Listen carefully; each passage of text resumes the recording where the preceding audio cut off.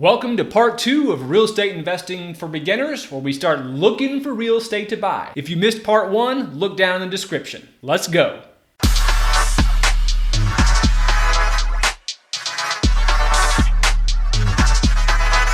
Step number 7. Now it's time to start looking for properties. Your number one resource for finding deals and doing deals is brokers. Most of these real estate training gurus that you may find online will teach how to do mailings or knock on doors or find assets yourself. The reality is the vast majority of all deals, especially in multifamily, is done by brokers. In fact, in the entire northern half of Florida, in the markets that I work in, 92.55% of every closing over 10 units is done by a broker. So how do you get brokers to bring you all their listings? First, you need to meet with them, get to know them, befriend them, take them to lunch. If you live in a different market or are far away, do a Zoom call. Secondly, follow up with phone calls. Thirdly, do emails in between, but meetings are always best. Send them your About You package. That's a huge thing with brokers because most people don't do that. And also subscribe to everything they do. You want to be at the top of their mind. Get on their website, subscribe to them on social media, follow their YouTube channels, get their newsletters, have them send you all their closings so you can learn metrics.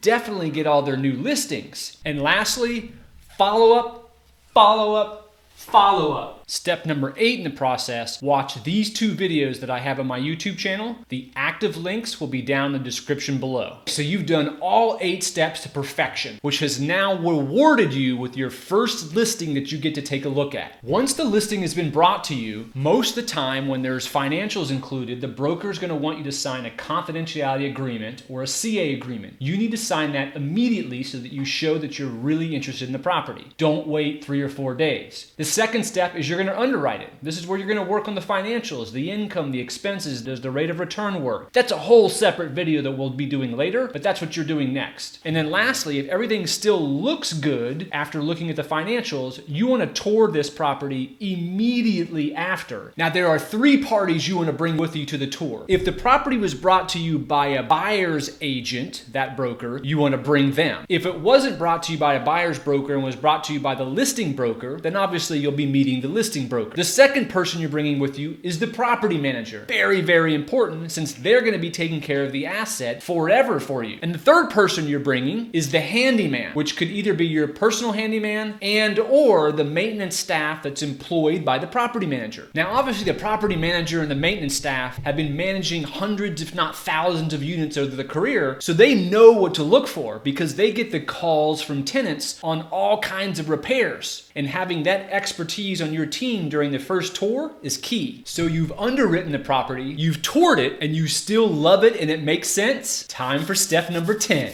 It's time to submit the letter of intent. But before we submit the letter of intent, we're going to research the seller extensively. What high school or college do they go to? What's their background? How many kids do they have and what do they do? Where's the seller from? What's the age of the person? Do you have any common friends together that you can look at through LinkedIn? What are their hobbies? The point of this exercise is to find commonalities between the two of you that you're going to include in the letter of intent, which we'll talk about in a second, so that if it comes down to a dead heat between you and other offerers, you're going to be the person they choose because they like you and they see more themselves in you. They can see themselves being friends with you. So in the letter of intent, we're going to include 3 things. There's going to be a cover letter, then there'll be the LOI terms, and you're going to include the About You package. In the cover letter, this was where we're going to take the information we grabbed from the research of the seller. So you're going to introduce yourself, talk about commonalities that you found out about them. You're going to compliment the property and how they've been managing it and how it looks. You're going to tell them how proud you'd be to own it and why it's a good opportunity to you. And you're going to end by basically saying you're eager to work together on the closing of this property. If you just turn in an LOI without anything else, you look like everybody else and it removes the personal side of business. Think about it. All things being equal, if a seller has a chance of doing business with someone they don't know versus someone they know a little bit and like, they're going to always choose the latter. I've seen hundreds of transactions in my career, and the few that attempt to humanize the process always do more deals. So you've submitted the letter of intent. Now what? Once you've submitted that letter of intent, you have to stay on the broker. You want to instill a level of confidence in them that you can close on the deal and that this deal is important to you. If you don't win the deal, that's okay. You want to be different? Do handwritten thank yous to the seller and the broker for bringing you the opportunity and giving you the chance to bid. This goes a long way because nobody does it, and these folks will be more apt to do business with you in the future because you are so cordial and easy to work with. If you do win the deal, it's time to engage your attorney to draw up the purchase contract. Now remember, the letter of intent is just a non-binding agreement. It's just a very simple 2 or 3 page document that spells out the major terms before you get in depth and draw up a contract and expend money with an attorney. So now that the letter of intent has been accepted, you're engaging your attorney immediately to take that contract template and start putting in the LOI terms into the contract. Once you've submitted the contract and it's been negotiated and fully executed, it's now time to start your due diligence immediately. You want to do 2 things. You need to deploy all of your inspection people, whether it be the inspection company and or the property manager's inspection crew, or if those are not available, you're deploying your plumber, electrician, roof person, all those different trades. And the second thing you're doing is engaging your lender immediately. Lenders are the longest lead items. It can sometimes take a full 30 to 45 days to get loan approval. Now, a little side note under due diligence, when you negotiated your contract, if you've listened to my video prior about proper response times, for a single asset, if you want to remain really competitive, particularly in multifamily, you want to try to get the due diligence done within 30 days. If it's a portfolio of properties, let's say you're buying 6 or 8 quadruplexes, or you're buying 3 apartment complexes and they're all in the same city, you can get a little leeway and you do it in 45 days. If you're buying a bunch of units across different cities, up to 60 days would be respectable. So assuming you've got through your due diligence period, you've put down your second deposit, which means you're now non-refundable on all deposits. You've announced to the seller and the broker you're moving forward to closing. Now it's time to close. Assuming you watched my response time video, you would have seen that I suggest closing within 30 to 60 days after the due diligence period. That would have obviously been spelled out in the letter of intent and subsequently in the contract. Once you've closed on the properties, here's where you do some next level kind of stuff that will earn you lots of opportunities well into the future. Consider sending handwritten thank you letters to the seller and the broker, and consider gifting them something special that's personal to them that you learned about during the research phase. That will go a huge long way in being able to do more deals with that seller and that broker bringing you more deals. The next thing to do is to get testimonials from the seller and the broker, assuming the transaction went smooth and you feel like you like them and they like you, and that's something you can include and continue to build upon in your About You package for subsequent deals. Now, as you can imagine, if you do more and more deals over the years and you're turning in an About You package that has 8 or 10 testimonial letters from actual sellers and brokers and lenders, that will win you deals. Next, offer to give the seller and the broker testimonials. A lot of these sellers are oftentimes buyers themselves, and if they can turn in testimonials from other investors they've worked with, that helps them. And of course, with the broker, the more testimonials they have, the more opportunities they can win from other sellers and buyers, which will bring opportunities to you. And lastly, figure out if the seller owns other assets that maybe you can buy. If you want to transact deals like everyone else, you're going to get results like everyone else. If you want to trade like an elite investor, someone who does way more deals per year than everyone else, then you have to think differently. Elite investors place huge importance on their reputation. Their reputation is what earns them tons and tons of deals over years because of the way they treat brokers, investors, and all the trades of the business. The more respect and the easier they are to deal with, the more others want to bring deals to them. If this video gave you value, give me a like below and comment below where you are on your investment journey and what your investment criteria is. Maybe I can bring you a deal. And of course, please subscribe. It helps me greatly. See you guys on the next one.